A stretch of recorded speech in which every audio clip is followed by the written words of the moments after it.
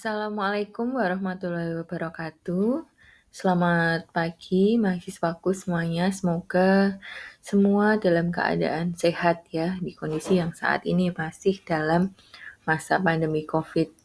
Baiklah, untuk pertemuan ketujuh kita pada hari ini, materi yang akan saya sampaikan yaitu pasar modal.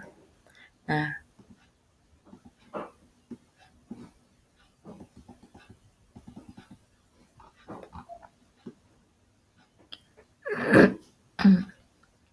jadi pasar modal ini dibentuk karena ada beberapa fungsi. Yang pertama yaitu fungsi ekonomi, di mana pasar modal menyediakan fasilitas untuk memindahkan dana dari lender ke borrower. Kemudian yang kedua ada fungsi dari ekonomi dengan menginvestasikan kelebihan dana yang dimiliki. Jadi lenders itu yang memberi peminjam dana ya, itu memberikan dana ini mengharapkan imbalan dari penyerahan dana tersebut. Kemudian dari sisi borrower yang meminjam dana dari pihak luar, ini dilakukan investasi tanpa harus menunggu dana hasil operasi perusahaan. Jadi harapannya adalah peningkatan dari produksi sehingga meningkatkan laba begitu. Nah, fungsi dari keuangan atas dibentuknya pasar modal ini untuk dilakukan dengan menyediakan dana yang diperlukan borrower dan lenders menyediakan. Jadi si peminjam dana ini perlu memperoleh dana untuk operasional perusahaan. Begitu juga dengan lenders ini menyediakan dana untuk mendapatkan keuntungan, tadi sesuai dengan fungsi ekonomi ya, tetapi dalam fungsi keuangan tanpa harus terlibat langsung dalam kepemilikan aktiva real yang diperlukan untuk investasi tersebut.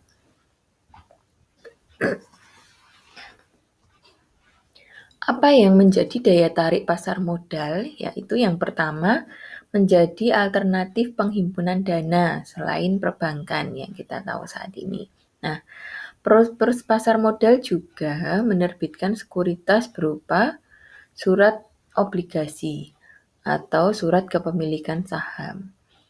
Kemudian, perusahaan bisa terhindar dari kondisi debt to equity ratio, yaitu perbandingan antara hutang dengan modal sendiri yang terlalu tinggi, sehingga cost of capital-nya tidak lagi minimal. Nah, pasar modal ini juga memungkinkan para pemodal memiliki berbagai investasi pilihan, gitu, dengan masing-masing risikonya. Lalu, pemodal juga melakukan diversifikasi investasi, jadi investasi yang beragam dengan membentuk portofolio sesuai dengan resikonya. Nah, resiko di sini semakin tinggi resikonya, maka return atau tingkat pengembalian modal yang diharapkan juga akan semakin tinggi gitu. Kemudian dalam pasar modal yang efisien, di sini hubungan positif antara risiko dan keuntungan ini diharapkan ada. Jadi tadi yang saya sampaikan, di mana risiko makin tinggi, keuntungan yang diharapkan semakin tinggi. Begitu juga sebaliknya. Lalu dari sisi perusahaan yang membutuhkan dana, di sini dibutuhkan adanya pasar modal sebagai alternatif pendanaan eksternal. Nah, pendanaan eksternal ini di mana dana yang masuk untuk operasional perusahaan itu berasal dari pihak di luar perusahaan. Kalau dari internal, pendanaan internal, nah ini operasional perusahaan yang kurang diambilkan dari sisa laba atau dana dari pemegang saham internal gitu. Nah, apa yang dimaksud dengan pasar modal atau pengertian pasar modal? Pasar modal ini sebagaimana pasar pada umumnya mempertemukan antara, kalau di pasar umumnya kita pasar tradisional itu kan mempertemukan antara penjual dan pembeli ya. Nah, sedangkan di pasar modal ini mempertemukan pihak yang membutuhkan dana dengan yang memiliki dana, begitu. Seperti halnya bank di mana ada peminjam dan menyimpan ya, penyimpanan dana dan peminjaman dana. Nah, kalau di pasar modal ini bertemu orang yang langsung memerlukan dana jangka panjang dan yang memiliki dana, gitu.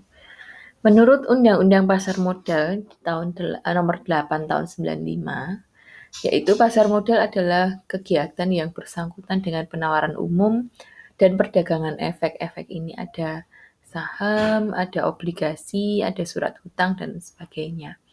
Perusahaan publik yang berkaitan dengan efek yang diterbitkannya, serta lembaga dan profesi yang berkaitan dengan efek. Jadi di dalam pasar modal ini ada beberapa lembaga atau personil yang terlibat di dalamnya, gitu, terkait dengan adanya perdagangan efek.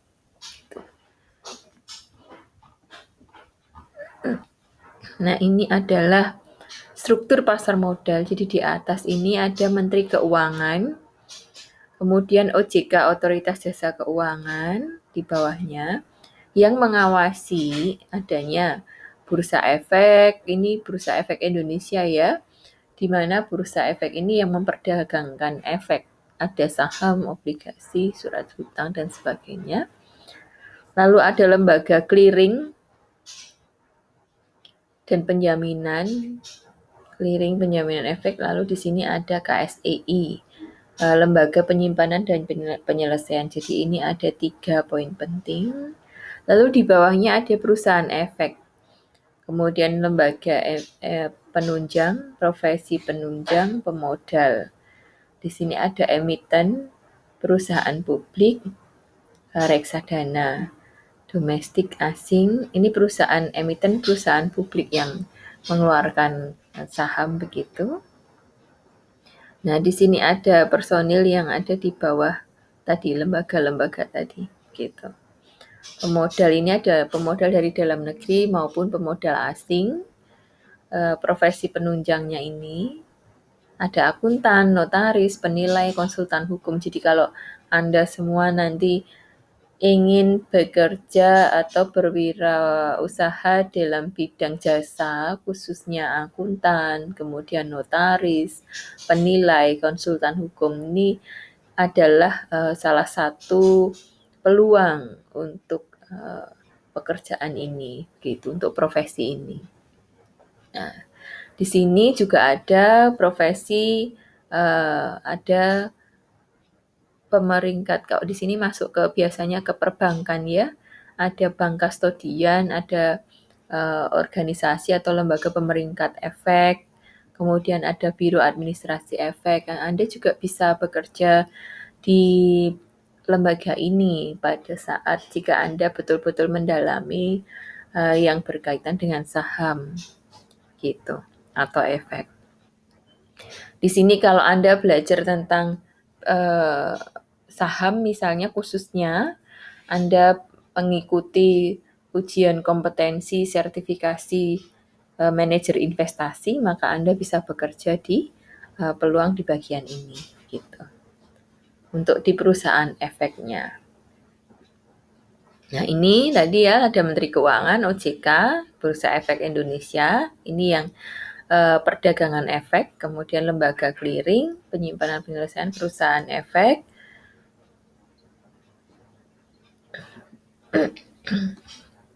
Ini lembaga penunjangnya. Lalu profesinya di sini ada akuntan, konsultan hukum, penilai, dan notaris. Kemudian pemodal atau investor, ya ini yang memiliki dana, ibaratnya begitu ya, atau pemberi pinjaman dana. Nah, pemodal atau investor ini adalah orang perorangan atau lembaga baik domestik maupun non-domestik yang melakukan suatu bentuk penanaman modal baik dalam jangka pendek atau jangka panjang. Lalu ada Bapepam. Di sini yang menyusun peraturan bidang pasar modal. Jadi keseluruhan bagaimana prosedurnya ini disusun oleh Bapepam fungsinya, peraturannya. Nah, Bapepam ini memberi izin pada bursa efek, lembaga clearing dan sebagainya. Ini yang memberi izin. Lalu memberi izin perorangan. Jadi misalkan Anda mempelajari saham begitu, kemudian mengikuti ujian untuk menjadi manajer investasi. Nah, apakah Anda bisa langsung beroperasi? Belum, sebelum Anda mendapatkan izin perorangan, misalnya sebagai wakil manajer investasi. Jadi Anda perlu mengajukan izin kepada Bapepam. Begitu, persetujuan izin bagi bank kustodian dan sebagainya. Nah, lembaga penunjangnya apa saja? Jadi ada bursa efek, ini penyelenggara bursanya atau saham. Kalau salah satunya kita saham ya di sini ya. Nah, ini ada bursa saham nantinya. Kemudian ada lembaga clearing. Lalu ada kustodian tadi ya, penitipan. Lembaga yang melakukan kegiatan penitipan. Jadi saham ini tidak beredar secara fisik. Jadi kita tidak bisa melihat sahamnya itu seperti apa gitu sahamnya. Nah, ini tidak melihat bentuknya hanya semacam selembar kertas begitu ya. Nah, ini dititipkan di sini. Lalu ada underwriter, perusahaan yang membuat kontrak antara emiten, ini perusahaan yang mengeluarkan saham untuk melakukan penawaran. Jadi perusahaan yang mengeluarkan saham ini akan memperdagangkan sahamnya di pasar saham secara umum. Jadi kita masyarakat umum pun bisa membeli saham, misalkan saham PT Telkom begitu, kita bisa membeli. Tetapi pada saat penawaran ini perusahaan perlu membuat kontrak dulu. Awal begitu membuat kontrak dengan yang disebut penjamin emisi atau underwriter. Nah, kemudian ada juga perusahaan pedagang efek atau broker atau pialang. Jadi kalau kita biasanya mau beli saham itu melewati broker. Ibaratnya dia juga makelar saham begitu ya. Nah, ini kita bisa melalui broker tersebut, pialang tersebut. Contohnya misalkan khusus yang menawarkan saham, misalkan ada Velburi, Sekuritas gitu, ada Trimegah Sekuritas. Nah, ini perusahaan-perusahaan yang menawarkan atau menjadi perantara perdagangan saham. Kita mau beli sahamnya Telkom, kita tidak langsung ke Telkom begitu, tetapi kita melalui perantara perdagangan saham. Contohnya ke Velburi Sekuritas, ke Trimegah Sekuritas, kemudian bisa juga melalui perbankan. Saat ini sudah banyak bank-bank yang menyediakan perdagangan efek atau penawaran saham, itu sudah menyediakan pialang saham. Jadi kita bisa membeli saham-saham perusahaan melalui broker atau perantara pedagang saham tersebut. Lalu manajer investasi.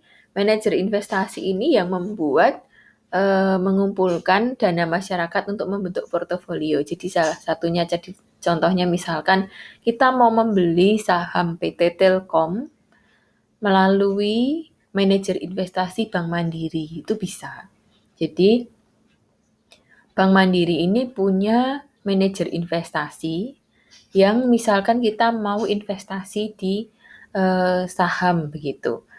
Jadi investasi kan banyak ya, kita kalau di bank itu ada deposito juga ada. Nah, ini salah satunya dalam bentuk saham, tetapi memang saham ini resikonya lebih tinggi daripada deposito. Tetapi hasil yang diharapkan pun bisa dapat lebih tinggi dibandingkan bunga deposito.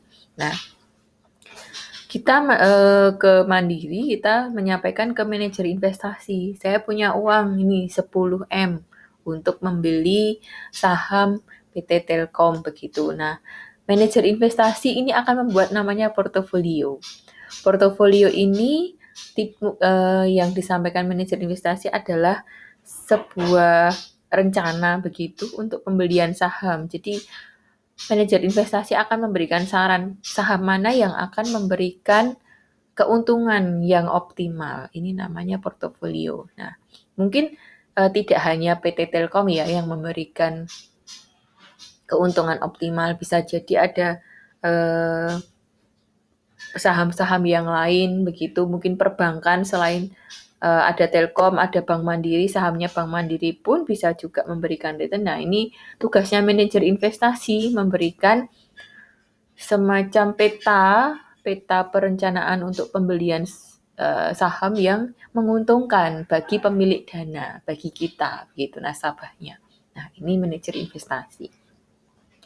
Lalu ada kustodian, ini penyelenggaraan penitipan efek, termasuk ada transaksi bunga, dividen, nanti dividen dari perusahaan ke pemegang saham, begitu. Lalu ada biro administrasi efek untuk pencatatan kepemilikan efek. Kemudian ada pemeringkat efek yang memberikan peringkat terhadap efek utang. Lalu ada wali amanat. Ya, ini yang membuat kontrak ya dengan emiten untuk melakukan penawaran umum obligasi sebagai wakil masyarakat. Nah, profesinya ini yang menunjang pasar modal begitu. Ada akuntan publik, ini yang memeriksa laporan keuangan perusahaan. Lalu konsultan hukum, ini memberi audit terkait dengan pendirian, permodalan, perizinan, ini konsultan hukum. Lalu notaris, ini yang membuat berita acara rapat umum pemegang saham. Ada perubahan ADART dan sebagainya, ini notaris. Kemudian penilai atau appraisal, menerbitkan laporan penilaian atas nilai wajar aktifah. Nah, fungsi pasar modal tadi ya secara umum berarti kita bisa tentukan kalau tadi fungsi dibentuknya pasar modal yang sudah saya sampaikan ada fungsi ekonomi, ada fungsi keuangan. Nah, di sini adalah fungsi dari pasar modal itu sendiri. Sebagai sumber dana jangka panjang, alternatif investasi, alat restrukturisasi modal perusahaan, alat untuk melakukan divestasi. Jadi, ini fungsi pasar modal baik dari sisi perusahaan atau dari sisi pemberi dana, investor gitu ya. Nah, bagi perusahaan dia menjadi sumber dana jangka panjang karena perusahaan bisa memperoleh dana operasional yang diinvestasikan dari pemegang saham atau investor. Bagi investor, ini merupakan alternatif investasi di antara investasi yang lain. Misalkan selain deposito, kita juga bisa berinvestasi di pasar modal. Lalu ada alat restrukturisasi modal perusahaan, ini untuk perusahaan, kemudian alat untuk melakukan divestasi. Gitu. Nah, jenis pasar modal ada dua. Ada pasar perdana atau yang disebut dengan IPO, Initial Public Offering, ini di mana perusahaan pertama kali memperdagangkan sahamnya atau kepemilikan perusahaan. Jadi misalnya PT Telkom Tbk. Jadi yang sudah Tbk ini adalah yang bisa sahamnya dibeli secara umum. Jadi kalau ada di belakang tulisan perusahaan itu ada Tbk terbuka. Jadi kepemilikannya boleh dimiliki oleh masyarakat umum. Saya ini bisa menjadi pemilik saham PT Telkom. Bagaimana caranya? Dengan membeli saham dari PT Telkom begitu. Nah, ini pasar perdana ini adalah pertama kali perusahaan menjual sahamnya kepada masyarakat umum ini. Nah, sedangkan yang kedua jenis pasar modal yaitu pasar sekunder. Jadi pasar sekundernya ini perdagangan sekuritas setelah IPO. Jadi setelah yang pertama kali, jadi sudah diperdagangkan berulang kali, ini adalah pasar sekunder namanya. Jadi kita membeli saham, misalnya kita membeli saham bukan lagi dari PT Telkom langsung begitu, tetapi sudah dari penjualnya si A, si B, si C begitu. Nah, kita beli saham dari mereka ini sudah menjadi pasar sekunder, bukan lagi pasar perdana. Tuh. Penawaran umum. Nah, ini penawaran umum, kegiatan penawaran sekuritas atau saham dari emiten perusahaan untuk menjual efek kepada masyarakat menjual sahamnya. Pasar perdana atau IPO ini tadi, jadi ini yang pertama yang harus dilakukan adalah penawaran sekuritas oleh sindikasi penjamin emisi dan agen penjual. Lalu dijatah, ada jatahnya sahamnya ini berapa yang masing-masing, misalkan masing-masing bank atau masing-masing perusahaan perantara sekuritas ini punya jatah berapa untuk misalnya PT Telkom begitu. Nah, lalu penyerahan sahamnya. Kemudian pasar sekunder, emiten mencatatkan sahamnya di bursa. Jadi perusahaannya sudah tercatat di pasar modal, lalu diperdagangkan. Gitu. Pasar perdana dan pasar sekunder, apa bedanya? Di pasar perdana, harga sahamnya ini tetap, jadi tidak ada naik turunnya, gitu. Karena baru pertama dari perusahaan kepada masyarakat. Kemudian tidak ada komisi. Lalu hanya untuk pembelian sekuritas saja, saham. Pemesanan dilakukan melalui agen penjual, jadi agen atau broker atau pialang saham. Misalkan tadi contohnya ada di Valburi, di Trimegah Sekuritas, atau di bank-bank yang sudah ditunjuk, begitu. Untuk pasar perdana ini jangka waktunya terbatas, jadi misalkan hanya 15 hari begitu untuk IPO. Jadi tidak bisa seterusnya dengan harga yang tetap tadi. Setelah di pasar perdana selesai dibeli oleh masyarakat, jadi pertama kali ini Telkom menjual misalkan 1.000 lembar saham sudah dibagikan ke masyarakat. Jadi pemiliknya ini masyarakat tersebar luas ya, banyak. Kemudian baru masuk ke pasar sekunder, di mana yang 1.000 lembar sudah dimiliki masyarakat tadi diperdagangkan kembali ke masyarakat. Jadi dari masyarakat ke masyarakat pemiliknya. Nah, harganya sesuai dengan kekuatan pasar. Jadi ada penawaran, permintaan sama seperti di pasar tradisional sekarang yang ada gitu. Nah, ini harganya naik turun, berfluktuasi. Kemudian ada komisi. Komisi dari siapa? Komisi atas penjualan tadi saham, jual beli. Nah, untuk pembelian maupun penjualan sekuritas. Jadi di sini di pasar sekunder ini bisa menjual atau membeli saham begitu. Jadi kita masyarakat umum pun bisa menjual. Saya punya saham Telkom, saya bisa menjualnya ke Anda begitu. Nah, ini dimungkinkan di pasar sekunder. Tapi kalau pasar perdana ini tidak bisa dilakukan. Jadi kita masyarakat umum hanya bisa membeli karena saham tersebut belum beredar. Jadi yang menjual adalah dari emiten atau perusahaan tadi melalui broker, kemudian kita beli hanya satu arah saja. Tapi kalau sudah di pasar sekunder, kita yang sudah beli tadi dari pasar perdana, kita bisa jual sahamnya. Nah, pemesanan dilakukan melalui anggota bursa atau broker. Jangka waktunya tidak terbatas. Jadi, selama saham itu beredar di masyarakat bisa diperjualbelikan. Pasar ketiga dan pasar keempat. Pasar ketiga adalah pasar perdagangan sekuritas pada saat pasar sekunder tutup. Jadi kalau ada pasar sekunder ini hanya buka dari pagi sampai dengan sore, misalkan jam 8 sampai jam 4. Nah, setelah jam 4 ini kan pasarnya tutup, pasar sekundernya. Nah, ini disebut pasar ketiga. Pasar ketiga dijalankan oleh broker mempertemukan pembeli dan penjual saat pasar kedua tutup, begitu. Nah, pasar keempat, tapi pada saat pasar ketiga ini perdagangan online-nya belum berjalan, gitu. Pasar sekunder ini adalah perdagangan yang online, begitu. Nah, pasar ketiga ini di luar jam kerja tadi. Lalu pasar keempat, pasar yang menggunakan jaringan komunikasi untuk memperdagangkan saham dalam jumlah besar.